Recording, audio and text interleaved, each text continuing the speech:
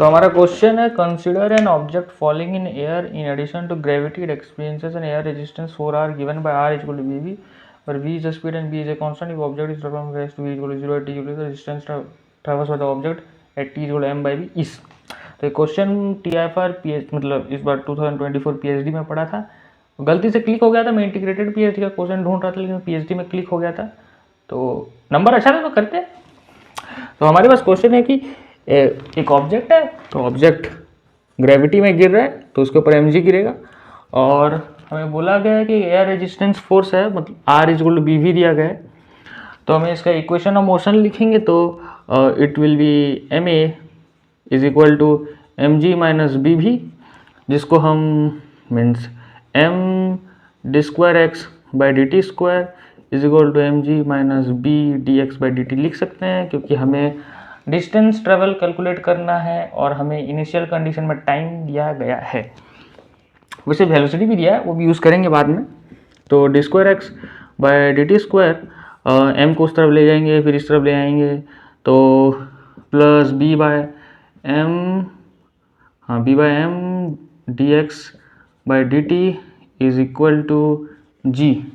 तो ये एक heterogeneous second order differential equation बन रहा है। तो पहले इसका हम होमोजेनस पार्ट सॉल्व करेंगे, तो it will be D X square by D T square plus B by M D X by D T is equal to 0।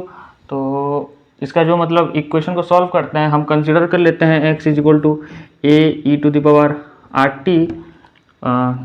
तो अभी एक्स स्क्वायर हो जाएगा आर स्क्वायर और ये हो जाएगा B plus M R is equal to 0, जिसमें आर को कॉमन लेंगे तो हो जाएगा R plus B by M is equal to 0।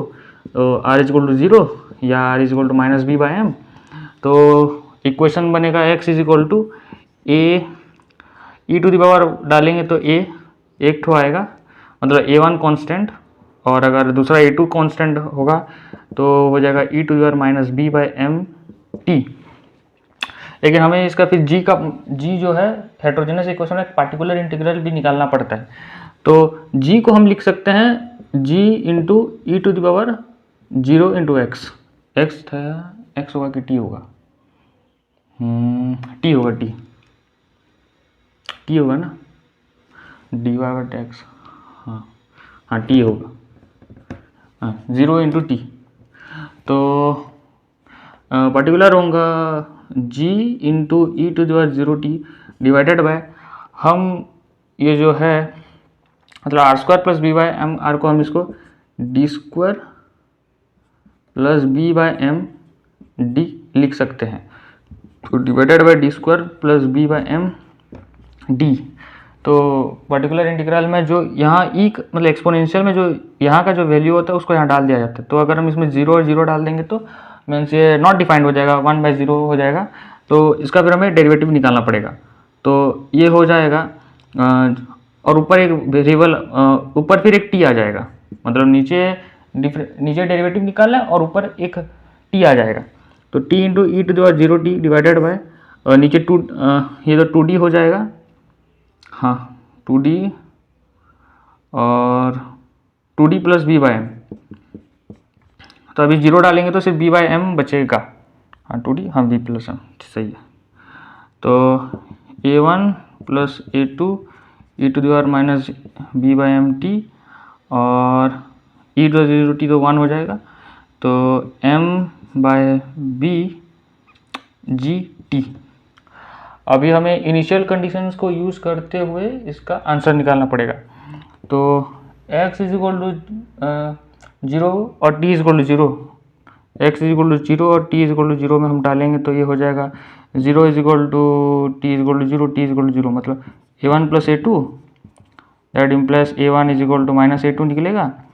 और एक कंडीशन क्या है, v is equal to 0 at t is equal to 0। तो dx बाई dt से हम अगर निकालेंगे वेलोसिटी तो ये तो 0 a2 minus B by M E to the power minus B by M into T plus M G divided by B. तो condition बोला है v is equal to 0 at t is equal to 0। तो ये भी 0, t डाल देंगे तो 1, तो a2 minus B by M plus M G by B. तो A2 का वैल्यू आ जाएगा, तो इस तरफ आ जाएगा A2, वहाँ चला जाएगा, तो A2 is equal to M square G, हाँ M square G by B square.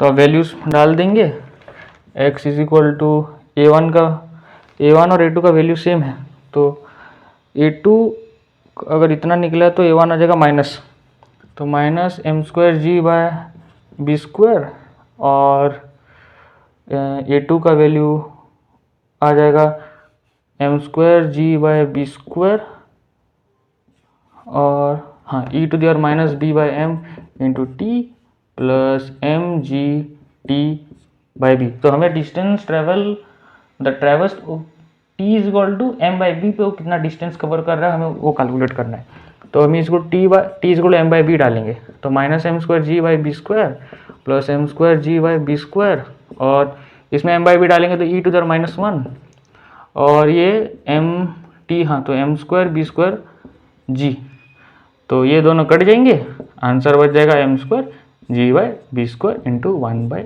E. Answer सही है।